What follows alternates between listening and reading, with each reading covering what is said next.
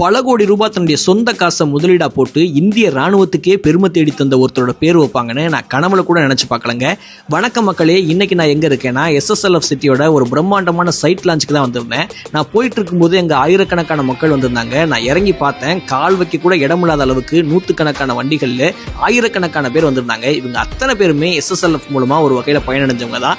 இதுல ஆண்கள், பெண்கள், மாற்றுத்திறனாளிகள்னு எந்த வித்தியாசமும் இல்லாம எல்லாருக்குமே வாழ்க்கையில வாழலான்ற தன்னம்பிக்கையை கொடுத்து இன்னைக்கு தொழிலதிபர்களா உருவாக்கிட்டு இருக்கக்கூடிய டாக்டர் ஜி சக்திவேல் அவர்கள் இந்த இடத்துக்கு மேஜர் முகுந்தன் நகர் அப்படின்னு பேர் வச்சிருந்தாங்க. இந்த இடம் எங்க இருக்குன்னு பாத்தீங்கன்னா மேல்மருவத்தூர்ல இருந்து ஆவணிப்பூர் போற வழியில இருக்கக்கூடிய இருங்குழி ஊராட்சி மன்ற கட்டடத்துக்கு பக்கத்துல இருக்குங்க.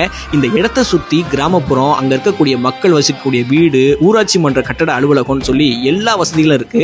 வருங்காலத்துல மிகப்பெரிய அளவுல பொருளாதாரத்துல உயர போற இந்த இடத்துல என்னென்ன சலுகைகள்லாம் இருக்குன்னு கேட்டு தெரிஞ்சுக்கிட்டு போட்டி போட்டு உனக்கு எனக்கு நம்ம மக்கள் வாங்கிட்டு இருந்தாங்க. இவ்வளவு பிரம்மாண்டமா ஆசையா நீங்க உருவாக்குன இந்த இடத்துக்கு உங்க பேரையோ உங்களுக்கு பிடிச்ச கடவுள் பேரையோ வச்சிருக்கலாமே அப்படின்னு நான் கேட்டதுக்கு அந்த நிறுவனத்தோட தலைவர் சொன்ன பதில் உண்மைக்குமே நெகிழ்ச்சியா இருந்துச்சுங்க. இந்த மண்ணுல நம்மனா குடும்பத்தோட சுதந்திரமா இருக்கோம்னா அதுக்கு ரொம்ப முக்கியமான காரணம் தன்னோட குடும்பத்தை கூட இங்க விட்டுட்டு எல்லையில நமக்கு பாதுகாப்பா இருக்கக்கூடிய அந்த ராணுவ வீரர்கள் தான். இந்திய மண்ணை பயமுறுத்தணும்னு நினைச்ச தீவிரவாதிகளை அழிச்சு இந்த மண்ணுக்காக உயிரையே கொடுத்த மேஜர் முகுந்தன் அவருடைய பேரை இந்த மண்ணுக்கு வச்சதுல நான் ரொம்பவே மகிழ்ச்சி அடைகிறேன்னு சொன்னாரு. இந்த பதில் உண்மைக்குமே நெகிழ்ச்சியா இருந்தது. உங்களுக்கும் ராணுவ வீரர்களை பிடிக்கும்னா யாரை பிடிக்கும், எதனால பிடிக்கும்னு